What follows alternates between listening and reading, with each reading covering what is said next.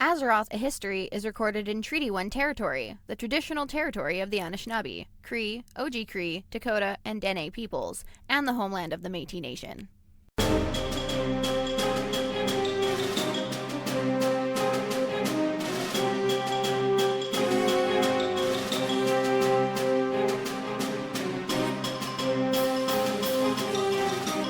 Welcome to Azeroth, a history, a look into the history of Azeroth and how it pertains to World of Warcraft today. I'm your co-host, Bam Bam Anderson. And I'm your co-host, Wynn Stark, aka Senppai. Yeah.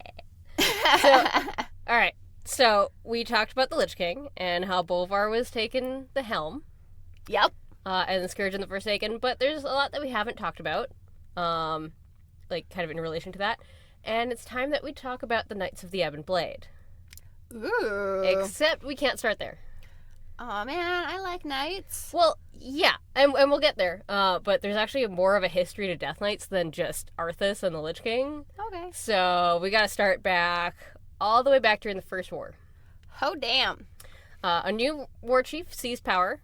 Orgrim Doomhammer was kind of appointed war chief by the Shadow Council. Yeah. That was from Blackhand. I don't know if we haven't actually talked a lot about the Horde at that point. Yeah, I'm not really sure No. what we're talking about yet. So this was like way back when the orcs were first coming through on Azeroth. Okay. Yeah, because they're not from Azeroth. They're from Draenor. Right. Yeah. Okay. Which I think we've talked about a little bit. Coming in, busting in. Azeroth is my house now, bitch. Poof, poof. That's What, orc? That's- I'm an orc. Oof, oof. That's pretty much exactly what happened. I mean, it's all in the name. Yeah. So Orgrim Doomhammer took over, and then he branded the Shadow Council as traitors. I mean, why not? They kind of were. They were really only loyal to Gul'dan, who we've mentioned before, but I haven't really fully gone into yet, but at some point. So what happened when he did that, Gul'dan was like, oh, no, they're not with me, I'm not with them. I pledge my service to you, specifically. Oh, yes. You specifically. Yeah. Best of them all. Yep. And he also promised to give Orgrim an undead army loyal only to the war chief. Which he totally fucking lied about. And he started experimenting. I mean, sometimes you lie on your resume and you gotta fib your way through once you get the job, and that's just how she goes. That's actually exactly what happened with Gul'dan. So he started some experimentations. So they killed the Shadow Council, but then they kept their bodies and shit. Because, why not? Necromancy. Exactly. That's exactly There's what nothing hotter. Necronomicon, more like Necroromanticon, am I right, ladies? Oh, dear.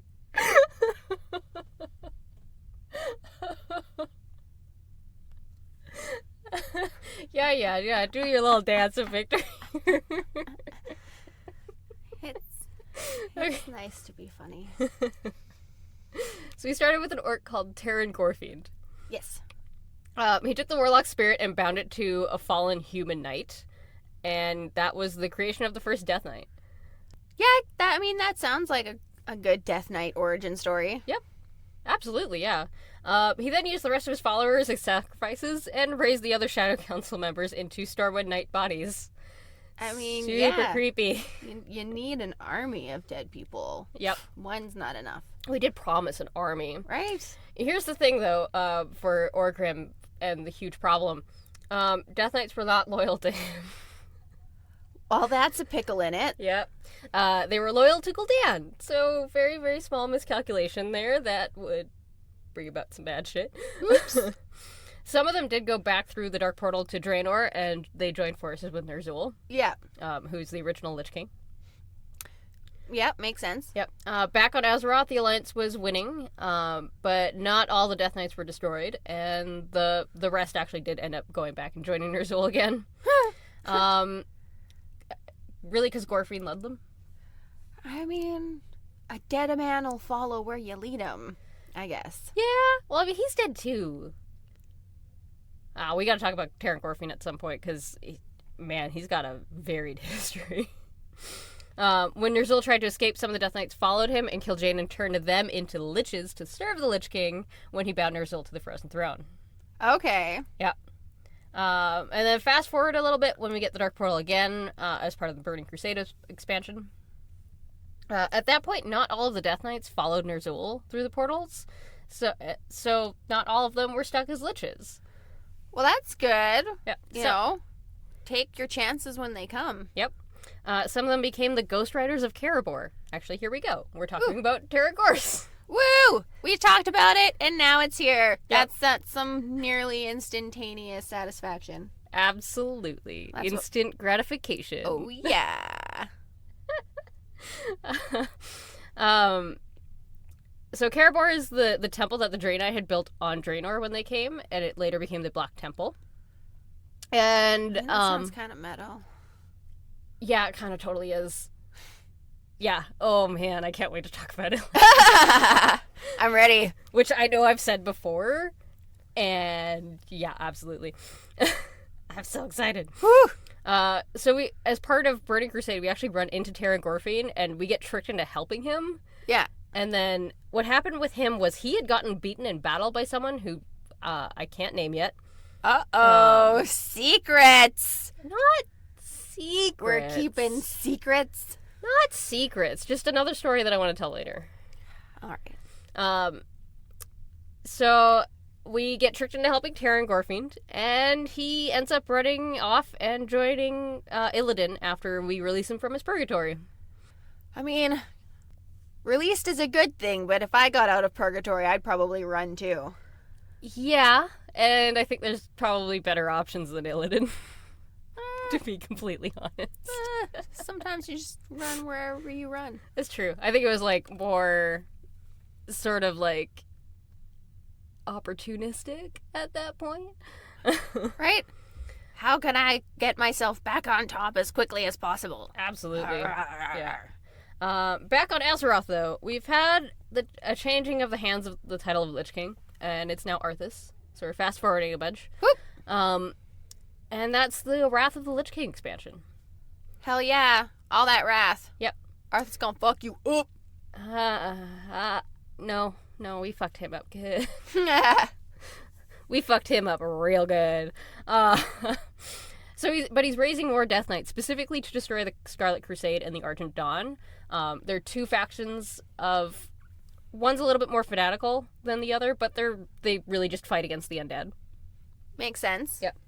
And the Lich King has them raised in Acaris, which is a flying necropolis, very similar to Naxxramas, but smaller. Cool. And this is where you first get raised as a Death Knight and play through Havenshire and New Avalon. And you do some really shitty things. We commit shandicide. Shandicide? Genocide. Genocide. Ooh, that... I was like, you killed a Shannon? No. We straight up just, like, murder everything in the area. Cool. Yeah. Also, I really find this... I just had to do this again recently on another Death Knight. There's a part where you have to... you get disguised as one of the Scarlet Crusade members, and you, like, run down to, like, give a note to their, like, their leader. Mm-hmm. As a courier, and, like, I'm running down on, like, this big Death Knight mountain. I'm like, don't mind me. There's no frozen ice dead dragon here.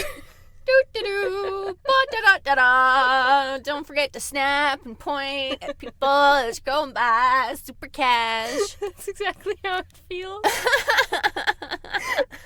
I only bring that up because I had to go through it again recently. It was just so funny to me. I'm like, oh yeah, don't mind me. No, there's no frozen frostworm here. That's fine. Nothing bad ever happened. Okay, continuing on. We then get sent off to face the Argent Dawn at the end of that. Part of the reason I also bring this up is there's you see some of the former racism and xenophobia kind of take hold here, and it kind of gets absolved in at least some people. Most notably, this is Thessarian, who was a human, later raised, and then an elf named Koltira Deathweaver. Okay. as he's known to be called after. Mhm. When Arthas first kind of, like, made his go at Silver Moon City, Thessarian actually killed Koltira. Oh, wow. Yeah. Oops. And then now they're like, we're brothers, buddy. It's... Don't you know that you gotta kill in the name of brotherhood? Sure. That sounds like something a frat house would say. I guess so. Actually, you know what? There's also a little bit of a parallel here, going back to Sylvanas. Her plan at one point when she met up with her sister Valera again is she wanted to kill her sister and raise her in undeath so that they could be together. Right? Yeah. The look of confusion on your face is delightful. I mean, couldn't they just be together without needing to do the whole charade? I mean, Sylvanas is a little fucked up in the head, so... You're only good to be my sister if you're dead. Yeah, and then she also has a plan to kill both of her sisters later, which is part of the comic. Well, I mean, from the sounds of it, she's got a plan to kill everybody. Oh yeah, that's right. Yeah, Shadowlands. Oh man. We got teased more history on the Helm of Domination. I'm so excited. Woo! Nothing gets Senpai excited like history. I would do the little shake. Little, like, Talias, like, okay. So yeah, elves and humans were never really, like, they never really got along. And... You pointy-eared bastards. Yeah, and... Yeah, elves, like, very much look down on humans. Oh, I mean, why not? We're kind of the fucking worst. There's that, too. There's also the fact that, like, elves are better at magic. Elves are longer lived. Right? They're like human plus. Exactly. Even in D&D.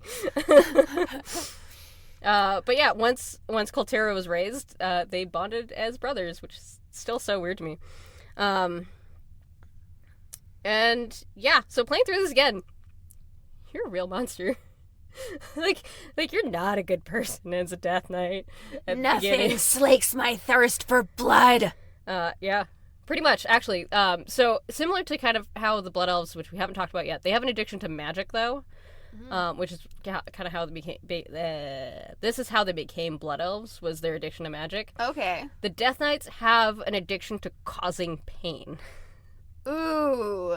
Oh, I am all kinds of fucked up because that did things to me. So Bam Bam's a Death Knight. Got it. Whoops. Part of that was also the will of the Lich King, but this even overrode the addiction to magic. So yeah, there's some really not good people. Ooh, damn. So when we get to face the Argent Dawn, finally, this is when things go, we'll say, awry. At this point in our hero's adventure, things began to go horribly wrong. We get to Light's Hope Chapel, along with our kind of commander-in-chief, Darian Mograine, sorry. I can't read. Jeez. I thought his name was Dorian for the longest time, so... I mean, I never heard no Dorian Gray. Why do you bring up 50 Shades? That creepy shit. No. Dorian Gray is a book by Oscar Wilde, I'm pretty sure, about the portrait that ages instead of the guy. I gotta look that up, I think, because Dorian Gray is also it's Christian Grey. Yeah.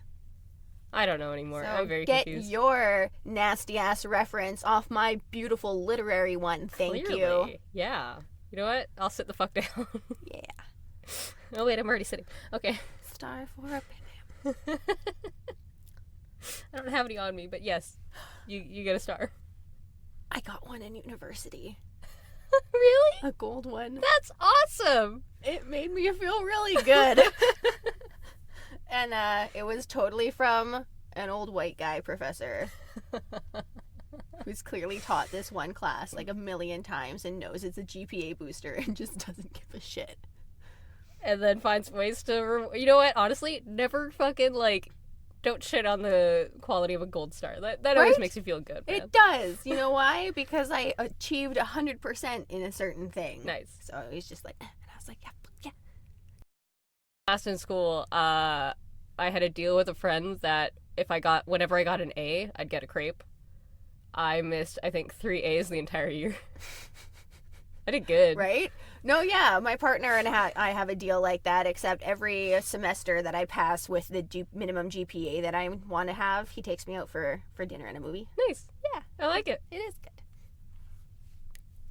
Oh, shit. What's the word for it? This is conditioning. This is absolutely conditioning, this but is a reward. there's a specific... Positive reinforcement. That's the one. Yeah, this is what I'm going to school for. I definitely took a class, and I was like, hey, I need to get this kind of grade. You need to figure out some kind of reward for me when I do this. And he's like, this. Haha. And I was like, marvelous. I'm glad we're in agreement. I gotta figure something out for that, for, like, getting more physically in shape, because, yeah. My legs aren't on fire today, but we had class the other night, and my legs were fucking on fire yesterday. The answer is shaping. If you can wait until, like, next year or something, I'm happy to make you, like, a school project or something. I mean, it might take that long to get there anyway. Awesome. We'll keep in touch. We'll talk about that. All right. Back to some Death Knights. What tangents? I know. We're podcasters. Gosh darn it. Darian Mograine. So we go there. We go to Lights Hope Chapel with Sarian, Darian Mograine, and Kultira, and then some others. And Darian's sword, it's actually a corrupted legendary artifact that was held by his father before him. Okay, so it's got some of that passed down juju on it. Yep. And of course they were both, like, before Darian was raised as a Death Knight, he was a paladin, and his father was a paladin. And so Ashbringer, the name of the sword, Yes. it's very much a weapon of the light. Ooh. Yeah. Well, I'm twisting you to my will now, bitch. Yeah. Actually, the little, there's a little, like, kind of floating circle on it, like a disc, and it's a creepy smiley face. And it's corrupted. It's so great. Oh my god, yay. Oh wait, okay. Aside, possible. Can I be that for the thing? Can you be Ashbringer? No. Can I be a Death Knight for the thing? Is that a thing I'm allowed to be? Can I do that instead? Because, like, that Talking to sounds the mic. more like me. No. Wait, like, for what thing? For the D&D thing. No, I specifically cannot let you be a Death Knight for our Warcraft one-shot. Because it fucks with my self-inserts. Okay. That's fine. I'm sorry. No, that's okay. I'm okay with wicked-ass eyebrows. I like how I'm just straight up like, I'm sorry, no, you can't be. It fucks with my shit. That's okay. Life is suffering. So yeah. So out of the sword actually comes the ghost of Darian's father. And then Tyrion, the current leader of the Argent Dawn. Yes. Tyrion Forging, they kind of scold him. They're like, you've become what your father fought against for years and years, and look at you. And, like, you're a disgrace! super guilting. Oh, yeah. I mean, that's what grandmas do. Well, Tyrion's a dude. Yeah, he's grandma. He really is. But we've also kind of, it's at this point that we realize we've been sent here on a suicide mission. We're cannon fodder. That's super shitty. And Arthas, as the Lich King, shows up and confirms this. And oops. Darian's pissed at this point. I mean, being sent in as the frontline sacrifice is kind of shitty, especially when you don't know about it. Yeah. And it's like, really understandably, like, yeah, we're not cool anymore, Arthie boy. Right, well, obviously, he just doesn't give a shit. Yeah. So Darian attacks the Lich King, and he just kind of, like, bats him to the side. Which is, like, really shitty. The sword, Darian tosses the sword to Tyrion, who cleanses it. Ooh. So it's back to being Ashbringer, not corrupted Ooh. Ashbringer. Oh, that means no more smiley face. Yeah. I think it's a yellow smiley face when it's not corrupted. I mean, like, it fucking better be. It is now in my headcanon. And then Tyrion delivers a pretty good blow to Arthas. And he retreats back to Northrend, saying that they won't be meeting on holy ground again. So only on unholy ground, huh? Yeah. What's that mean? Northrend. So at this point, Thessarian rejoins the Alliance, and Kultira sort of kind of muddles around and then joins the Horde eventually. Gotta pick a side. Yeah. Well, I mean, and he's an elf, and all of the Blood Elves are with the Horde now, so it makes sense. Okay. Blood with blood. Yeah. Elves. They are still friends, though, all this time later. After Tyrion calls for a union between the Order of the Silver Hand and the Argent Dawn, they form the Argent Crusade, and that's going to be part of the attack on Icecrown. Okay. Revenge. Yep. Darion pledges the Death Knights to the cause against the Lich King and names them the Knights of the Ebon Blade. Oop. And then, so at that point, we're free from the influence of the Lich King. But before we can actually part on the excursion to Northrend, we have to take control of Acheris again by killing all the rest of the Scourge that remain. And then we get sent to rejoin either the Horde or Alliance, depending if what your race is. And we kind of throw ourselves at the mercy of whichever leader. So, for Horde, it's still Varrock Sarafang. Yeah. Who we know and love. And then for the Alliance, it was at Varian's feet that we threw ourselves. Now it's at Anduin's. Any feet'll do. I'll kiss them all. You want me to suck your dick? I'll suck your dick.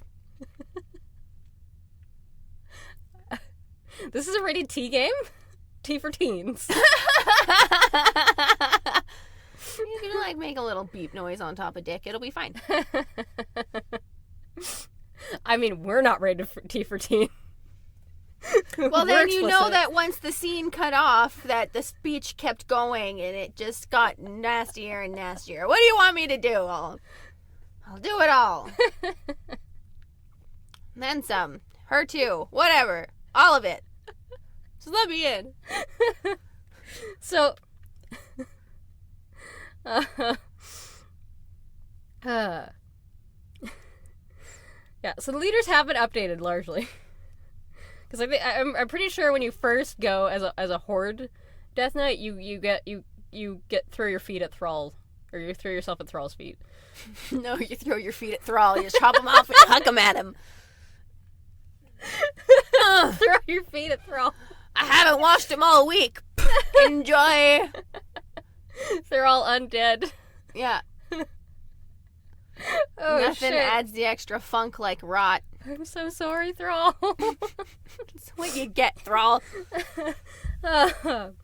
Thrall your feet at Thrall. Another thing, too, is, while you're actually moving through the city, you get food thrown at you and shit. Everyone hates you.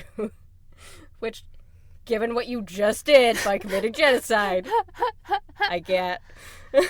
I mean, sometimes if you're gonna be badass, you end up a little smelly. It's true.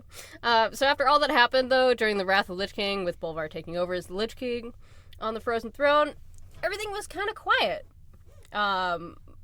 Bolvar really only took up the mantle to keep the Scourge in check, and not let them run rampant across Azeroth, which is good. Mm-hmm.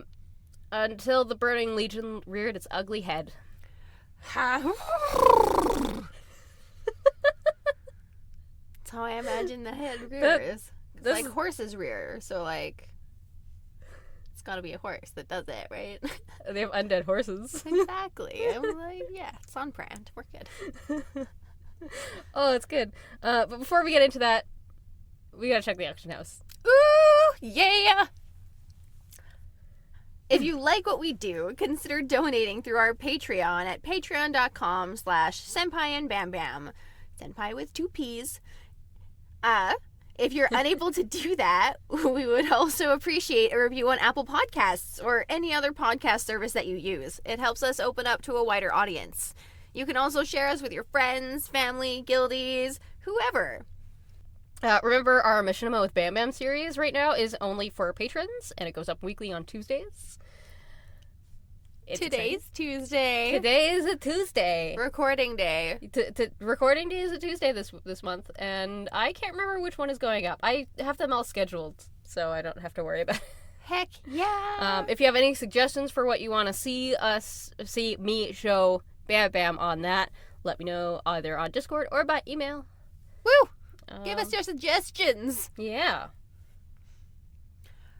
And if you'd like to get in touch with us over on Discord, there will be a link on the show notes to join.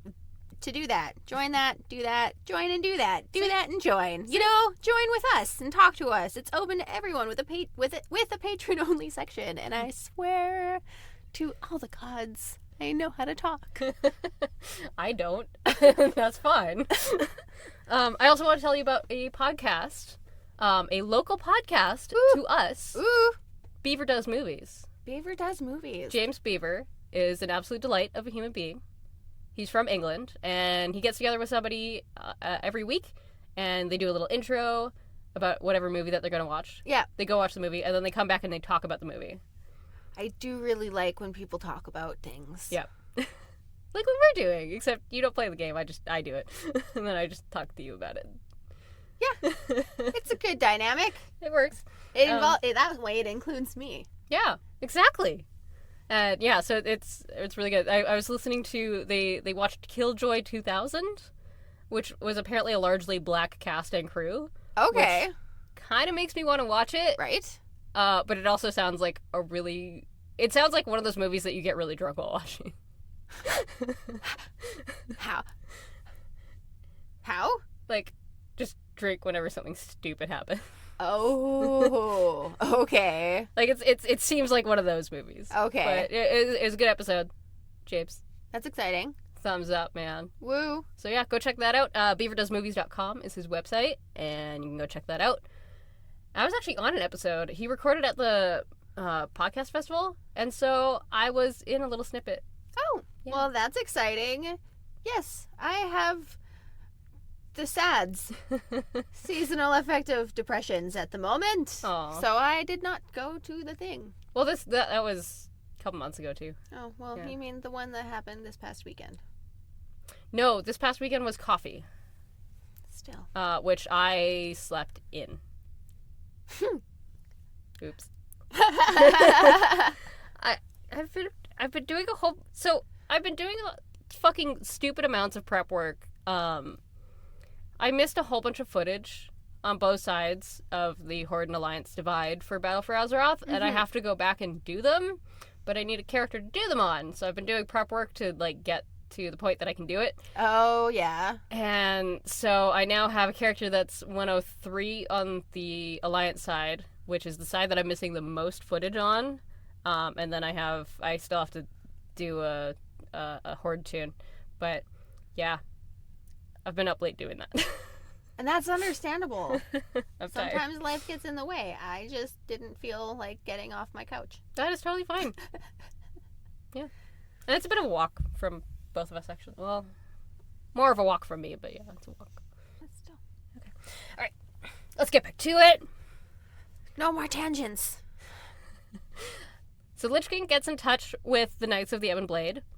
And he kind of, like, takes command of the Knights as a whole, including the player who serves as the Death Lord. And we're the leader of the Knights at that point. Mm-hmm. Once we get our artifact weapon, the Lich King blesses us, and Acheris is moved to the position above the Broken Shore. And it serves as the Death Knight class hall. Okay. It's also quite obvious that we're his vengeance that he's setting against the Legion at this point. Which I am all for. Vengeance! I don't know, though, if this is, like, part of Ner'zhul kind of coming through. Like, kind of coming through the helm and being like, yeah, we need our vengeance. We need revenge against the Legion. Or if Bolvar's like, no, fuck you. You did this to us. Screw you. Screw you, man. Considering he was around for the Third War, though, I'd assume that it's Bolvar. Yeah, I mean, screw you, man sounds like a really good reason to fuck somebody up. Mm-hmm. Absolutely. And the Third War is very Legion, followed by Scourge. The next thing we do is... Oh, wait, no, before that. At the same time, I still think Bolvar is still pissed at the Red Dragonflight, because they're kind of what has kept him in this weird state of living undead thing. Damn you, weird dragon! Yeah, because he can't really die. But he's also not entirely alive anymore. That limbo, man, she rough. Yep. You never know what's right. The next Am thing I gonna start rotting? Am I gonna live forever? Is this good? Is this bad? Am I a vampire? Do I need to drink blood? Where's Lestat? Can he start rotting if he's kind of still smoldering on fire?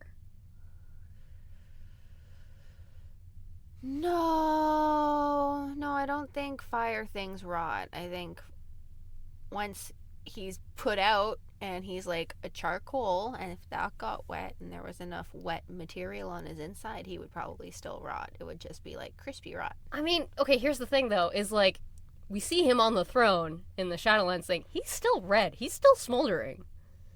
And then it turns blue. He's been sitting on a he's been sitting in a block of ice for like 5 years. Well, that's perfectly preserved. Okay. Anyways, the next thing we do, though, is we follow the Lich King's orders to reform the Four Horsemen. This is not the bosses that we defeated in Nax. Okay. But it's going to be a new bunch of horsemen. Well, yeah, because we, like, defeated those old ones. You need a new branch. Yeah. Round 2. So we started with General Nazgrim of the Horde. We raise him up and he agrees to fight, and he and Thessarian become the first champions that help the players. So we send them out on missions and shit. Thessarian was also already alive, if you could say that, as a Death Knight from when we originally broke free from the Lich King's rule, when he was Arthas. Okay. So he hasn't died. So, yay. Good for him. Go with Thessarian. Woo woo. Living that long. Good job. Undead life? Just killing it. I don't... It's such a weird... I don't have a word for this. Anyways, we move on to Thoros Trollbane. He was once the king in Arathi, and he was actually killed a long time ago by his son. Ooh, damn! So we kill his son, and we raise the king himself. And he also agrees to become a horseman. And Thessarian was, like, then has kind of a personal request for us. After the Cataclysm, Kultira and Thessarian had been battling the Scourge forces that remained... Scourge forces? Scourge force. I can't... They were battling the Scourge forces that remained in the Western Plaguelands. And they agreed to a truce between them. Sylvanas found out and imprisoned Kultira, which is really shitty for him. Yep. And then she kind of attempts to purge him of all of his compassion. I will take it all. Straight up torture. It's not good. And sometimes you gotta poke a guy. I think this is more than poking, but yeah, it's true. So he's being held in the Undercity, and Thessarian wants to free him. So we agree. Yeah. We agree. Yeah. And I'm like, fuck yeah.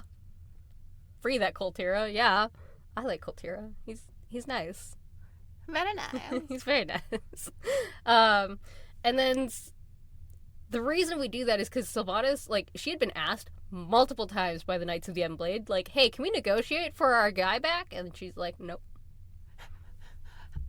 He makes quite a good fun time entertainment vessel. Sorry about it. There's no such thing as TV and WoW. And this guy gets great reception. So yeah, we go in, we kill some guards, free him, and then we peace the absolute fuck out.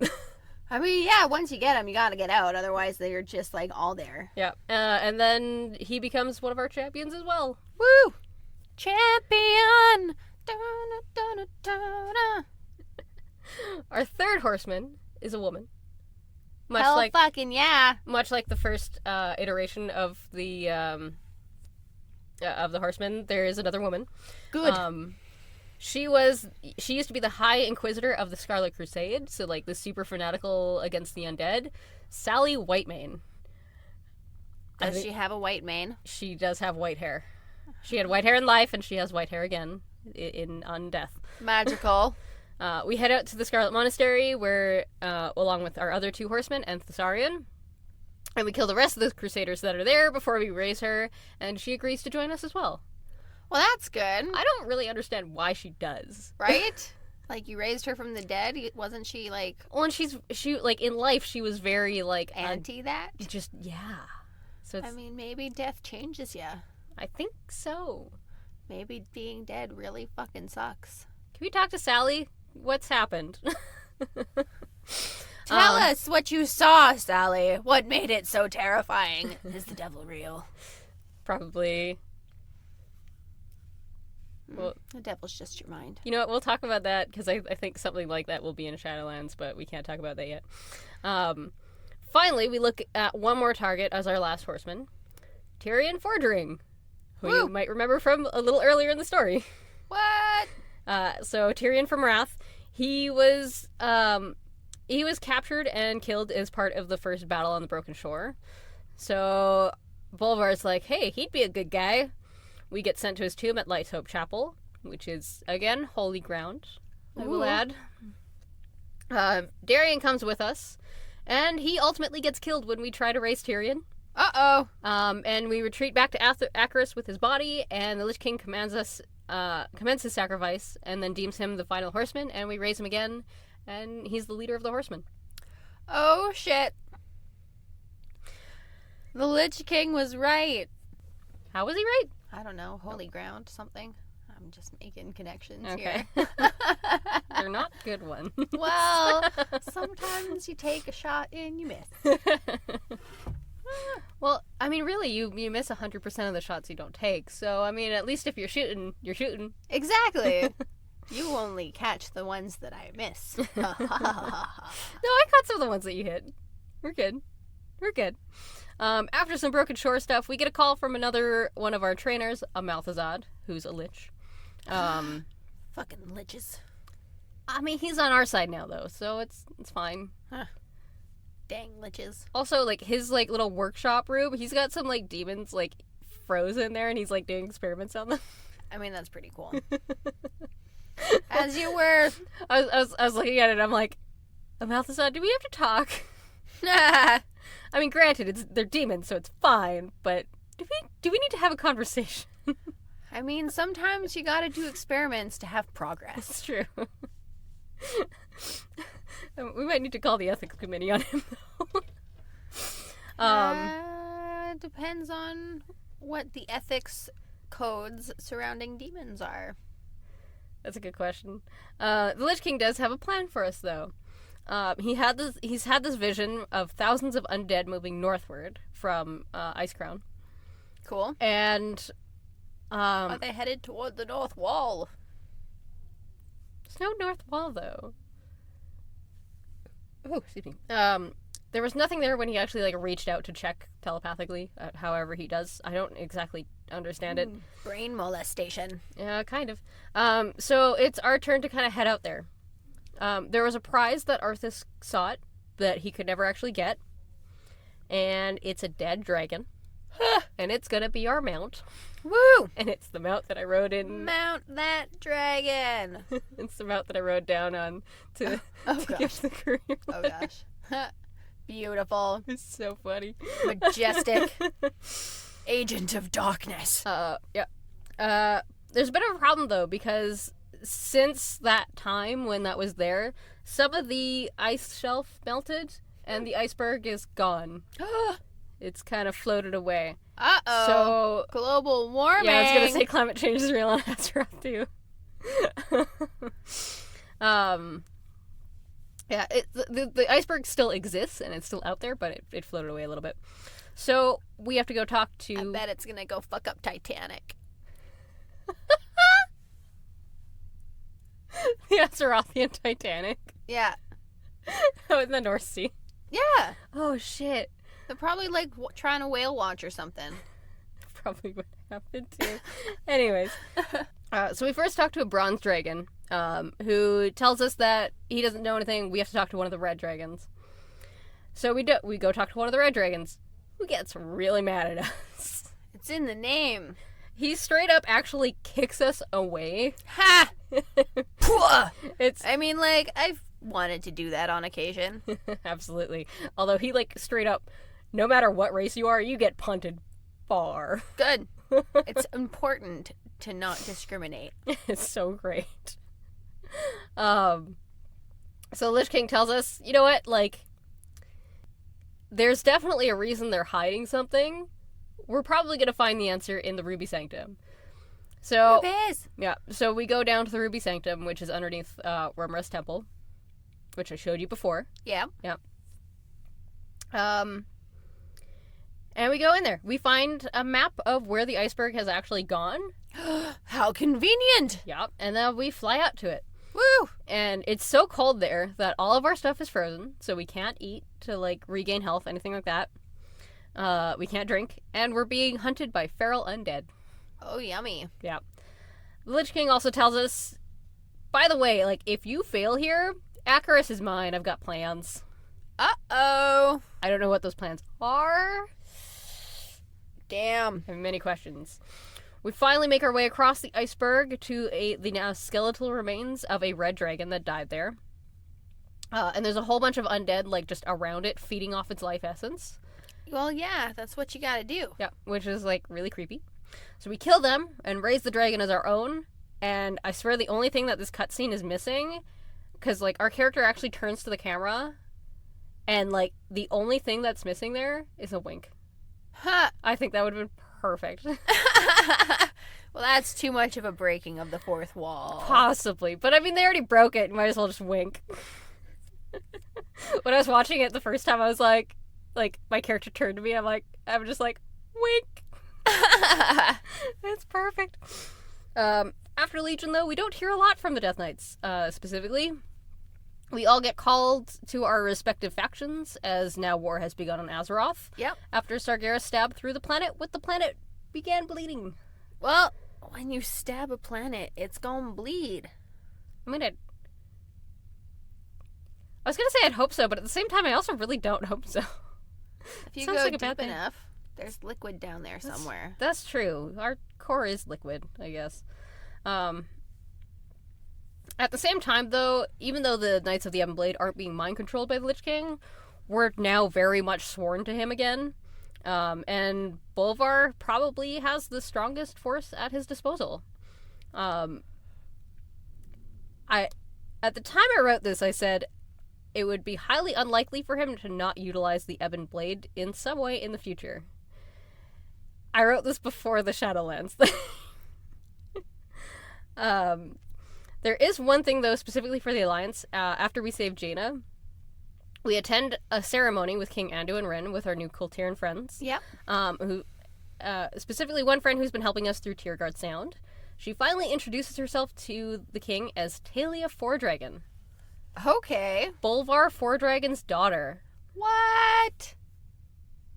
He had left his daughter in the care of the Proudmoors, and then Dalen had sent her to be raised by one of his most trusted people. And yeah, she was raised in safety away from the Third War. What? Yeah. There is something, too, on the Horde side, but we're going to talk about that in another episode, because I'm not ready to talk about him yet. Well, that's fair. Yeah. But yeah, with Talia, though, I'm like, wait, Fourdragon? What? I'm pretty sure this is the closest thing I'll ever feel to white guilt. Brain pop. Like, I know where your dad is, and I feel very guilty that I can't tell you. Oh, it was, yeah, it had that moment on it. Something else I want to mention about the Lich King as an entity, and a lot of this is speculation. Yeah. So I wasn't sure whether to include it, but I decided to anyway. There's some question of whether Ner'zhul and Arthas actually, like, fused together completely to become the Lich King at that point, or if Arthas had to destroy Ner'zhul to, like, kind of take control. Okay.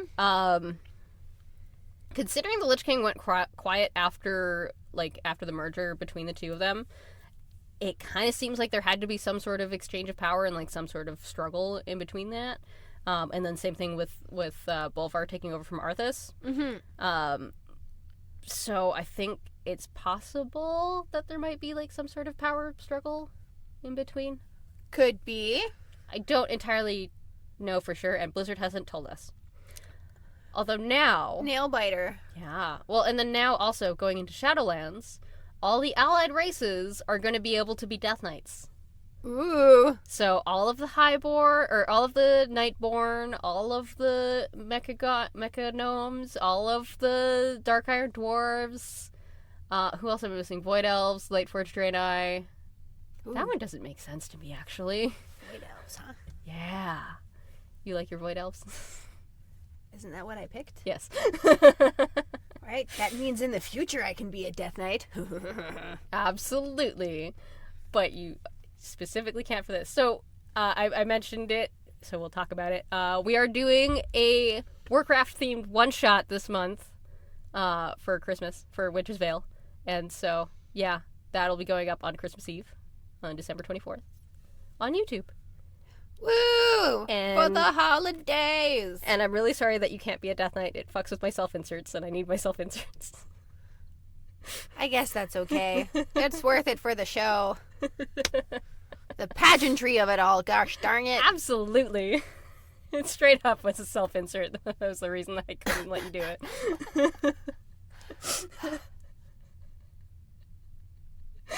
Hey, I'm the one running the fucking show. I'm the DM. I can do whatever the fuck I want. I guess that's how it works. But yeah, so definitely the Boulevard did have a plan to use the Knights of the Everblade. I don't know exactly how that's going to go yet.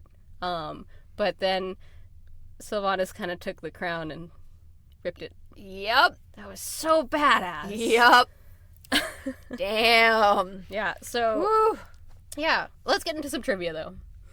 Trivia! Yep. A Death Knight ability called Gorfiend's Grasp is named after Terran Gorfiend. Ooh. Obviously. It kind of like pulls all of your targets towards one. Nice. And stacks them on top of each other so you can clean them better. Convenient. Yeah. One of the first examples when Blizzard was announcing Death Knights was an orc named Terran. By the way, not to be confused with, there's a guy that works at Blizzard whose name is Terran, Gregory. Mm-hmm. Not the same at all. No. Okay. His parents are nerds, and that's why he got the name Terran, but it's more like Terran like from Earth. Okay. That kind of Terran? Yeah. I thought that was funny, so I figured I'd mention it. Darian's weapon later becomes a paladin artifact during Legion.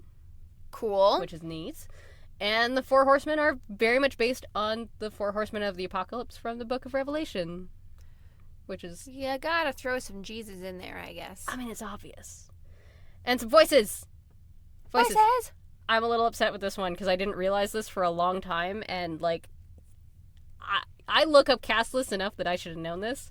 Darian Mograine is voiced by Taliesin Jaffe. I know him from, like, his work on Hellsing. Okay. Yeah. He's also in Critical Role. Cool. And he's got a lot of other roles, too, so... Yeah, I was like, really? That's something that I didn't know before? Koltira Deathweaver is voiced by Grant George, who does a lot of other elven voices, and a few others in WoW.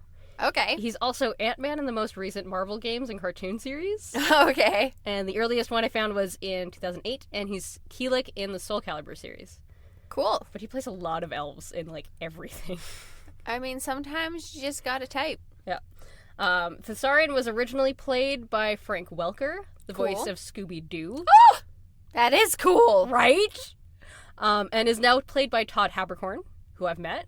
And he is probably best known for Natsu from Fairy Tail. But both of them have a lot of other credits. Cool. But Scooby-Doo, like... Yeah, I mean, like, dude. The fact that Thessarian is Scooby-Doo makes me giggle. Just shows he got range. Bolvar Dragon is voiced by Carlos Larkin, who also voices all of the Bronzebeard brothers. Cool. And a number of other characters since Warcraft 3. He's also in a puppet show about puppets drinking beer called Widget the Pop Top. I mean, that sounds amazing. Widget and Pop Pop, sorry. It's on YouTube. That It looks hysterical. Amazing. I myself am a fan of Avenue Q, so puppets doing adult things are not beyond my ken. I've never actually seen Avenue Q, but I've heard but about I've music. listened to all of the songs, and I feel like it would be amazing. You're just throwing acting in between them, and I already love it. Exactly. It also makes me think of Forgetting Sarah Marshall.